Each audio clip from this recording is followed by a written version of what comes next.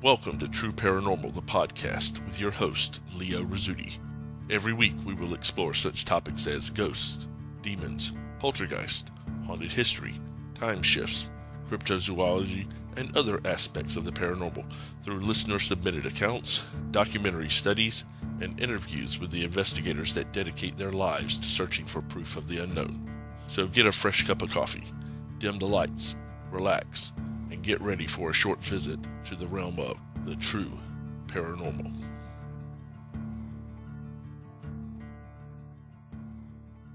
Hi guys, Leo Rizzuti here.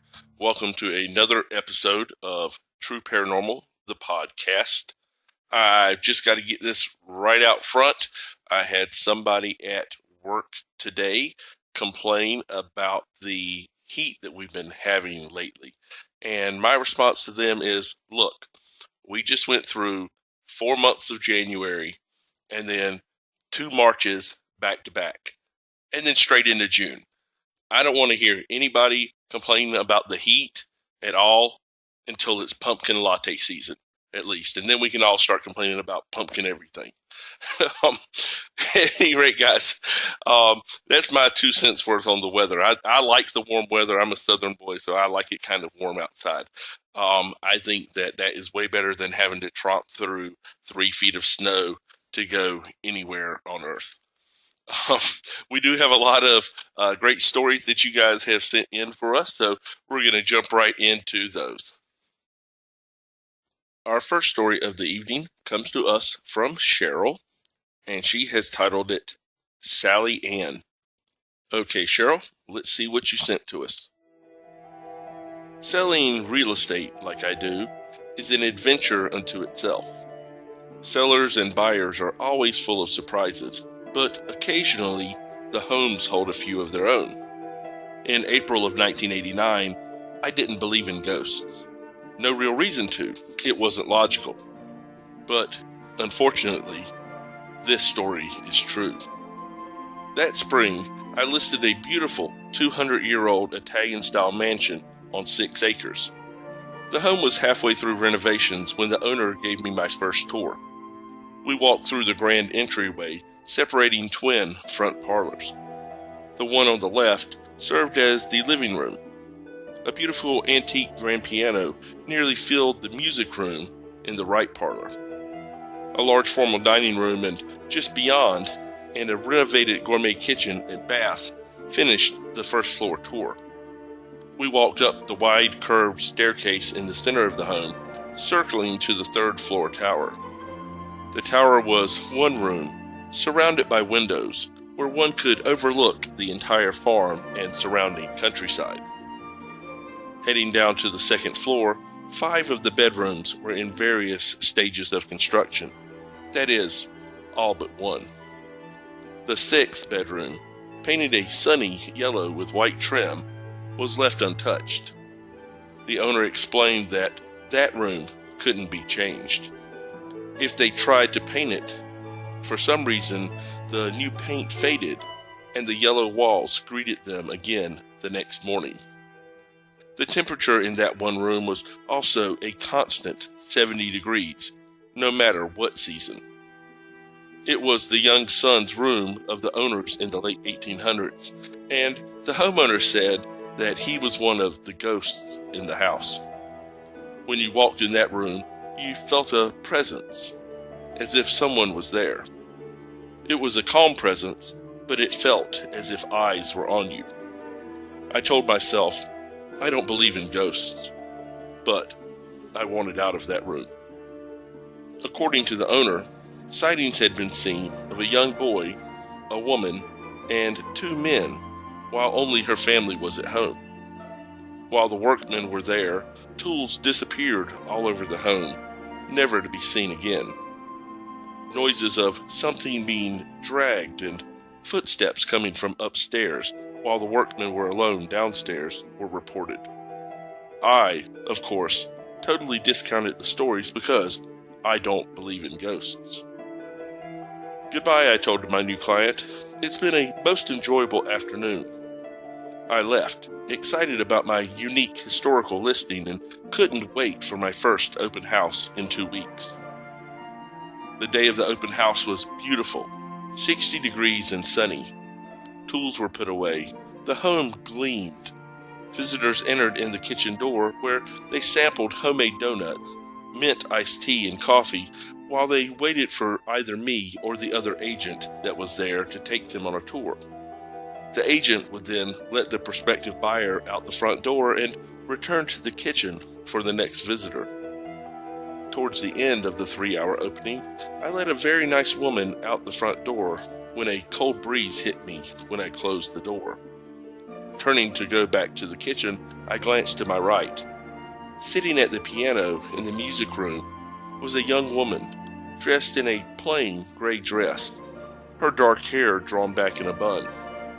Her large, dark eyes seemed to hold no light. She was sitting quietly, just looking down at the keys. No music was playing. The hair on the back of my neck, for some reason, rose with goosebumps. Startled by seeing a visitor unattended, I went back to the kitchen to find the other agent. "Why is there someone wandering around the house without you?" I asked. "There's no one else here," the other agent answered. "Well, maybe she came in the front door," I suggested. "In that case, there's a lady waiting for you in the music room."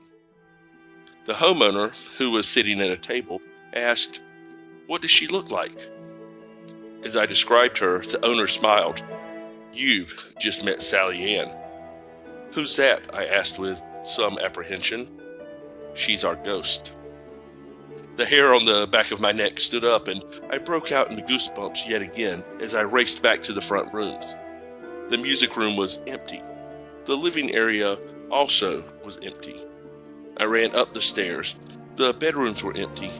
Only one place left, the tower. Taking the stairs 2 at a time, I reached the door. It squeaked as it slowly opened. Empty. She was gone. Vanished. My heart was pounding. I was shaking as I slowly descended the staircase and walked back to the kitchen. This was silly. I don't believe in ghosts. Reaching the kitchen, I sat down and the owner pushed a cup of strong coffee in front of me. My hands were trembling and the hot liquid nearly spilled. The owner began to tell me the story of Sally Ann. Sally Ann, her husband, brother-in-law, and 8-year-old son were the original owners of the home. Sally Ann had an affair with her husband's brother, and when he found out, the 2 men dueled in the hallway of the 2nd floor. Both men died as a result of their wounds. Sally Ann's son also died a year later of typhoid. Sally later died at the young age of 30 of what was said to be a broken heart. She shows herself only to people she approves of as guests in her home. But she is a kind ghost and is treated as another member of the family. Every once in a while we'll see her son with her. Her 2 brothers are probably the ones responsible for the tools missing. You just haven't seen them. I'm thinking, great, Sally likes me, but I don't believe in ghosts. The owner continued her story. I hired a seer to come evaluate the ghost situation. He identified all of the ghosts. The family is all buried at Lexington Cemetery. He told me to rent a metal detector and search around the 5th fence post from the front corner of the house. I would find Sally Ann's wedding ring. So I did. And 2 feet down, I found her wedding ring with her initials. It's in this drawer. Walking to the sideboard, she opened a drawer and pulled out a small band with initials on the inside. My breath caught. The hairs on the back of my arm stood up. Some deep breathing helped, mind over matter, and calmer now, I had again convinced myself that Sally Ann, or whatever it was merely a figment of my imagination. It was just an old ring. After all, I don't believe in ghosts. I had finished my coffee, and since the open house was now over, the other agent and I prepared to leave. As we neared the front door, I felt again a cool breeze. The goosebumps returned. The hair on the back of my neck once again stood up. Chills went down my spine. Slowly, I turned around, and at the top of the stairs stood Sally Ann. She was smiling. The owner had told me where the family was buried at the cemetery, and because I am annoyingly curious, I later went to visit. There they all were, the whole family, just as she had said. Still a cynic, I went to the historic archives to search for the stories. They were there. The seer's stories checked out. There was even a picture of the widow. It was Sally Ann, looking exactly as I had seen her. I believe in ghosts.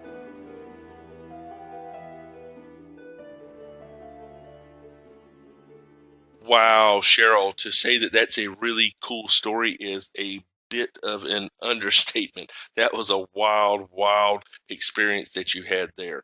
And I love how in your story, you show how you were all during this activity, you were trying to convince yourself over and over that you don't believe in ghosts. And I think that a lot of people that first come in contact with the paranormal, especially the more skeptical amongst us, tend to have that same mindset of, you see something or you experience something and there's really no other explanation, but you can't go to the explanation of it's a haunting or it's paranormal because you don't believe in ghosts. How can you say that it's a ghost if you don't believe in ghosts? So I definitely appreciate that kind of perspective on it.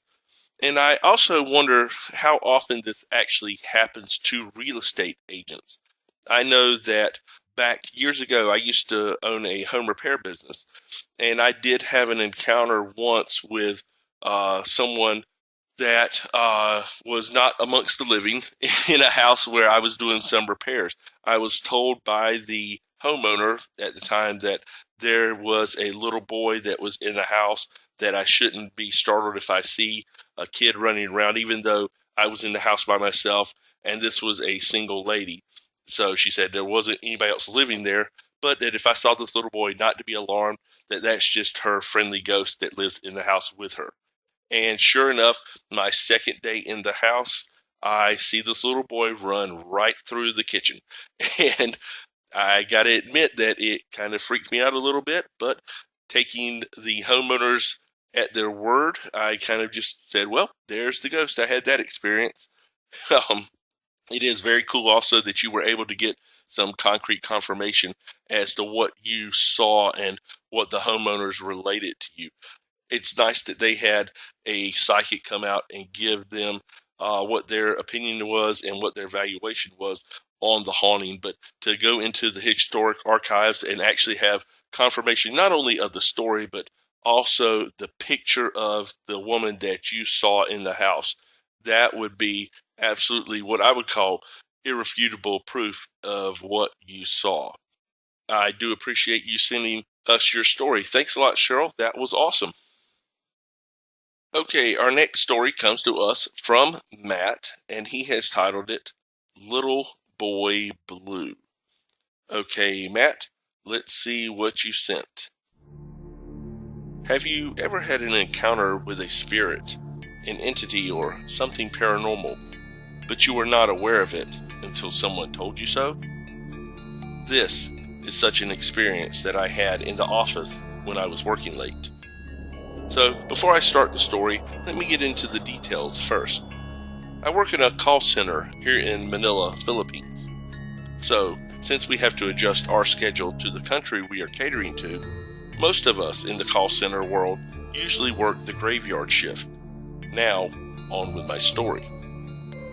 I had this experience with a little boy in the elevator at work. He looked to be about 8 years old and was always wearing blue.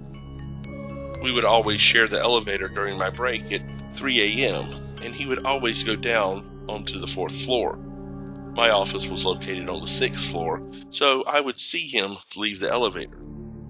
I would always bid him goodbye, but he would just walk away without saying a word. There were times I tried to talk to him in the elevator, but he would just put his head down and wouldn't talk. I was worried that I might offend him with my talking, so eventually, every time I saw him, I just kept quiet. After a few encounters with this kid, I started thinking of certain things. First, whose parents does this kid belong to? And second, what is he doing in the building so late at night? So, after a few days of not seeing the kid anymore, and with a little bit of luck, I finally had the chance to catch the guards downstairs in the lobby to ask them about the kid. What happened next made the hair on the back of my neck rise. I told the guards that I had been seeing a young boy on the elevator and asked who he was and what he might be doing in the building during those late hours. One of the guards smiled and said, "Little boy blue, 4th floor, right?" And I told him he was right and asked what was on the 4th floor. "Nothing," he exclaimed. And it turned out the 4th floor had been vacant for about 3 years. They also told me that sometimes when they were making their rounds, that they would spot the boy on the 4th floor running through corners of the hallway, and when they turned to look to where the boy went, they would find no one there. I could feel my face turning pale and my heart pounding with fear. After that, I never had an encounter with the kid anymore, but sometimes the elevator would still for some reason stop on the 4th floor, and you could hear a giggle of a little boy in the cold and wide hallway of the Harrison building.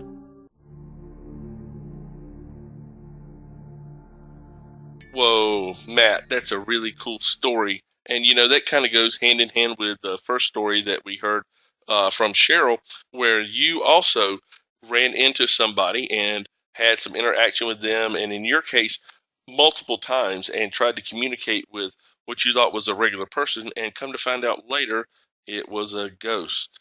I think that would kind of freak out any of us, especially if it's multiple times that we are coming into contact with whatever it is that we're coming into contact with.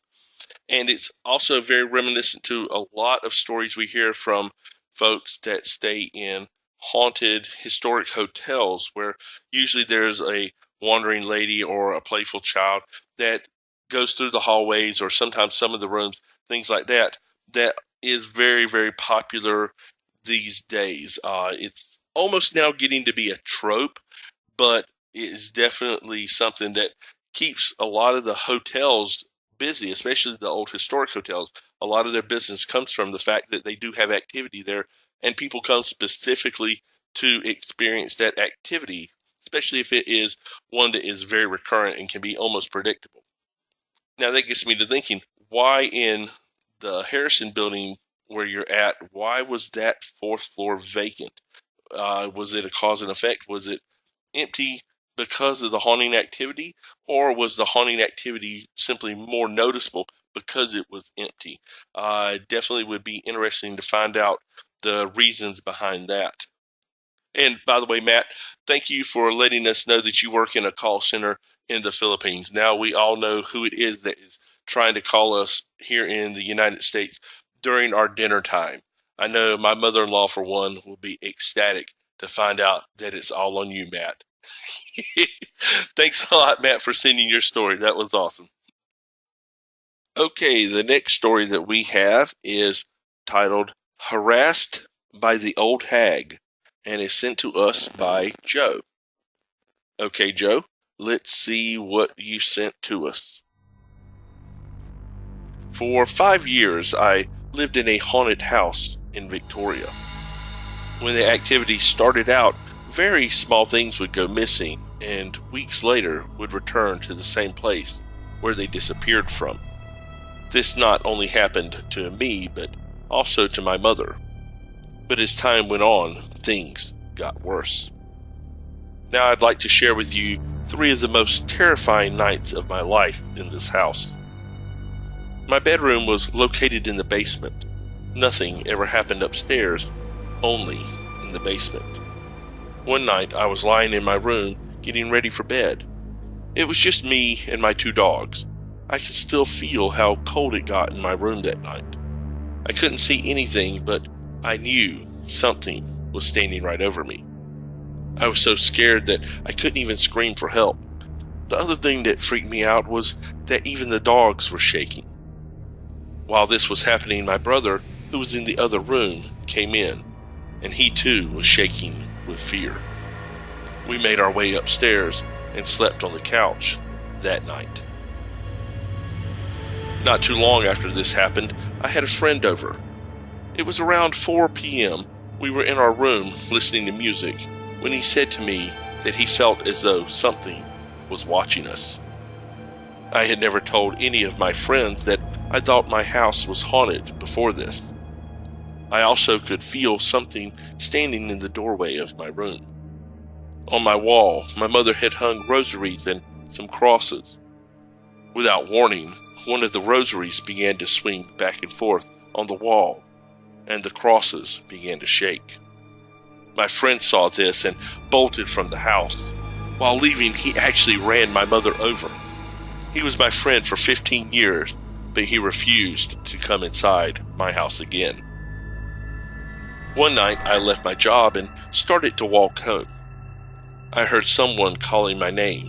I turned around, and at the end of the road, there was an old lady dressed in really old, ragged clothes. And she was mad because I wouldn't come and see her. I turned and ran home, but no matter how fast I ran, she was still always about a block behind me. I got home and told my parents, but I don't think they really believed me. Later that night, I woke up and before I knew it, my body was pinned to the bed. It felt exactly like someone was sitting on me, holding my arms over my head. I tried everything to move but couldn't, and then it was gone. While this was going on, at first I thought my brother was playing a joke on me. But I was 3 years into a bodybuilding regimen at the time, and when I couldn't move what was holding me down, I knew I was in trouble. I was 16 when this happened, and I moved out as soon as I could. To this day, my mother and youngest brother still live in the house. They have had their church friends over to bless the house multiple times, but it is still haunted. Not to the degree it was when I was there, but the ghost still lets them know that he's there.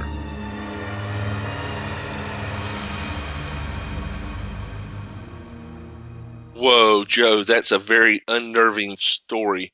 And I had a couple of thoughts on that. It definitely sounds like the type of events that you have kind of relate to what we would normally classify as a negative entity, especially the activities surrounding the crosses and the rosary, and also seeing a hag.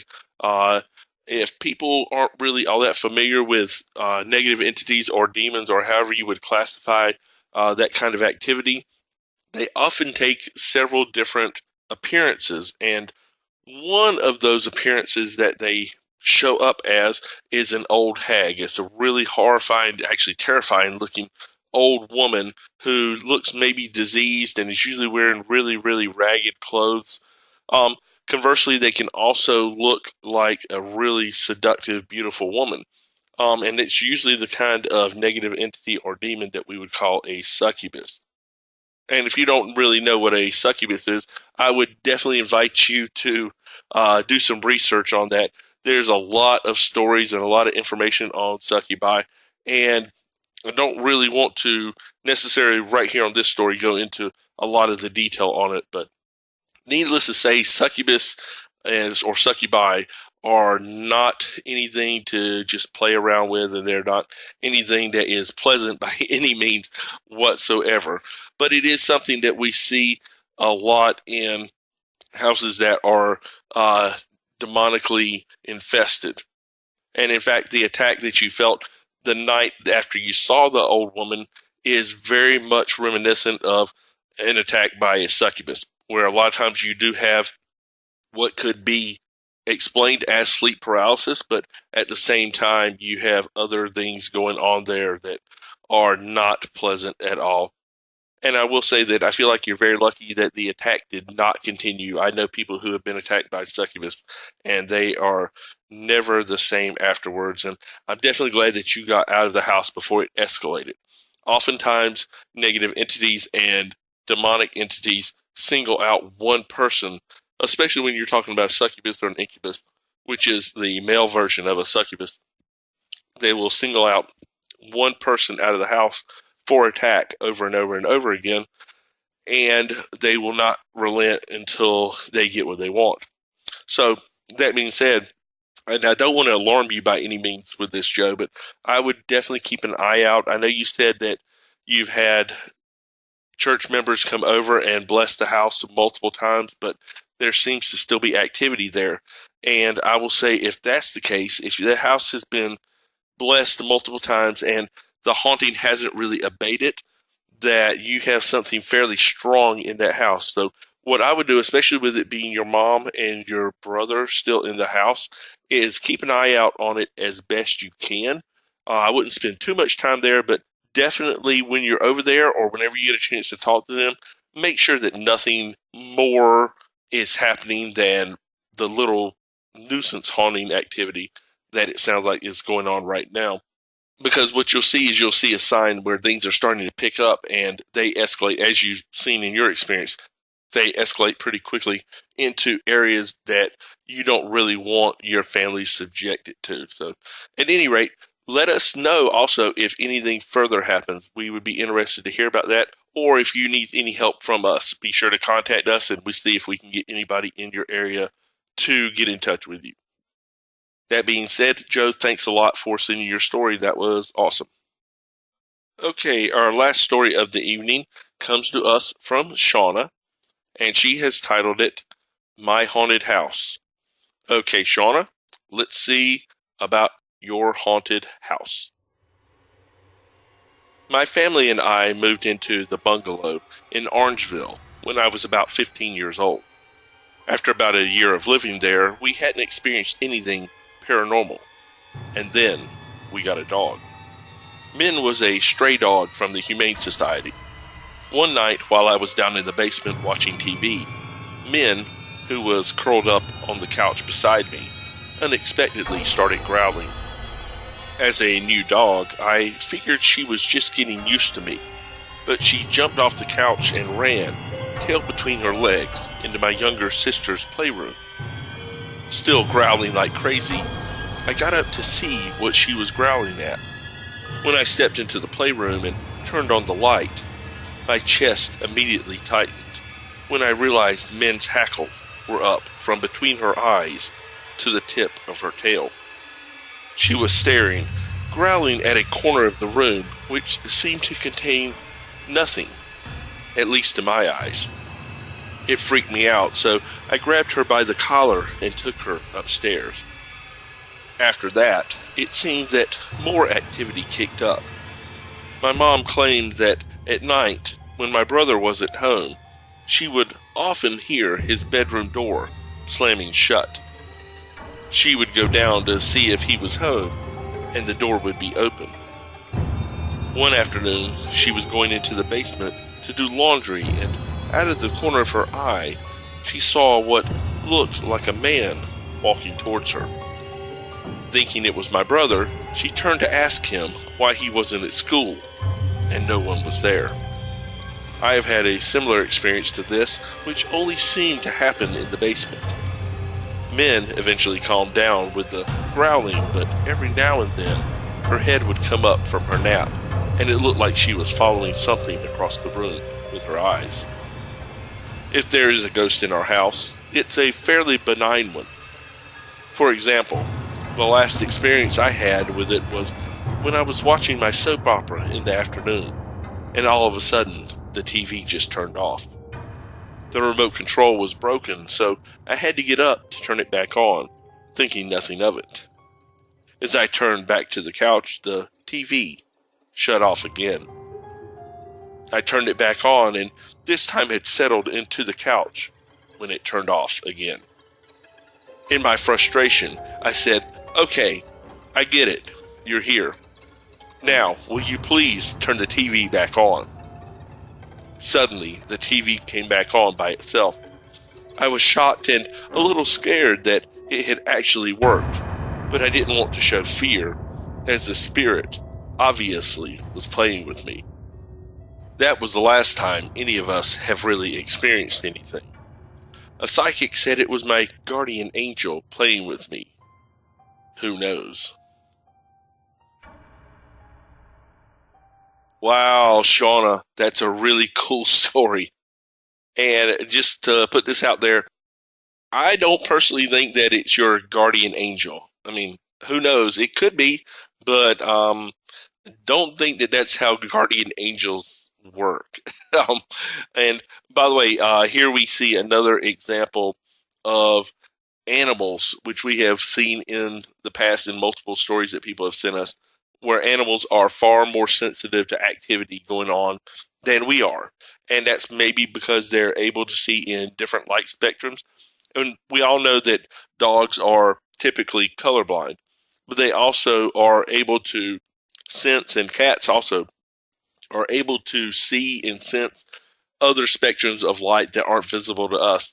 So it could be that they're reacting to that, and it could also be that they're more affected by fluctuations in EM fields and temperature variances and things like that that we would usually need equipment to tell whenever we're doing a haunting investigation that are happening. These animals are actually able to sense them naturally, and that makes them really a great gauge for pinpointing where paranormal activity is happening. If you think that you might be in a haunted location, I would always recommend, now not during an investigation, but in non-investigation time, if you have a dog or a cat, maybe, but usually a dog that you can bring with you, they'll usually point out where the hot spots are for activity. So it's a great tool to have in your arsenal.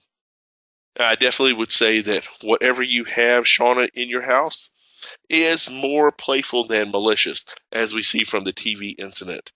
Although you should understand that there is a very, very fine line between being playful and being attacked. And a lot of times that line gets crossed very quickly and we don't even know it.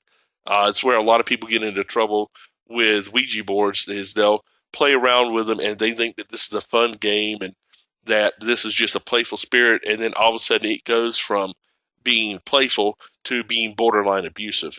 And once it reaches that stage, it's very difficult to get rid of. And it's very difficult to deal with just because the stress that's involved and the fact that these things tend to feed off of your personal energy. So please be careful with that. But from everything I hear, it doesn't sound like you have anything particularly dangerous in your house. It does sound like you just got something there that's having a little bit of fun with you. So I do appreciate you sending your story to us, Shauna. That was absolutely awesome.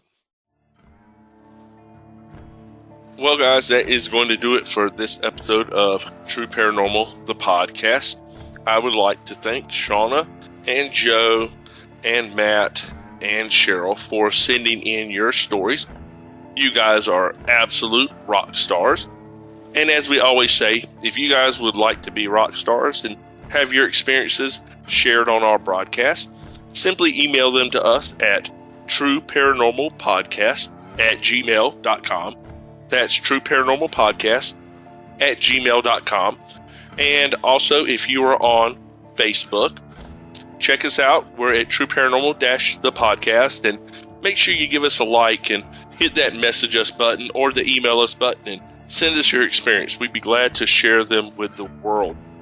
Additionally, if you are a listener on iTunes, be sure to subscribe and give us a rating and a review if you get a chance. We'd love to hear from you guys on that. And also follow us on Twitter and any other social media stuff where you happen to see us. We love interacting with you guys every opportunity that we get, so we try to put ourselves out in as many areas as possible.